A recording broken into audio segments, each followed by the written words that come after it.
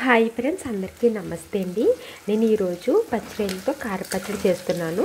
దానికి ముందుగా ఒక గిన్నె పెట్టుకొని ఆయిల్ వేసుకోవాలి. ఆయిల్ మరి అది కొంచెం కాగింది అనిపించుకొని అందులో ధనియాలు, జీలకర్ర, ఎండుమిర్చి, వెల్లుల్లిపాయలు వీటన్నిటిని కూడా బాగా ఎర్రగా వేపేసుకోవాలి.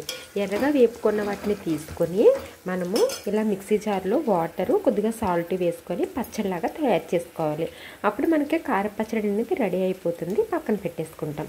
తర్వాత అదే గిన్నెలో ఆయిల్ వేసుకొని ఆయిల్ హీట్ అయిన తర్వాత ఇలాగా పచ్చిరొయ్యలు అనేది వేసేసుకోవాలి.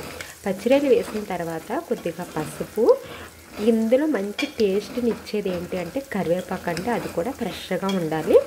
వేసేసిన తర్వాత ఈ వేగుతూ ఉంటాయి కదా, ఈ పచ్చిరొయ్యలు మాత్రం అంటే చాలా ఎర్రగా వేగాలి. తర్వాత గట్టిగా కూడా ఉండాలి. అప్పుడే దీనికి టేస్ట్ అనేది వస్తుంది.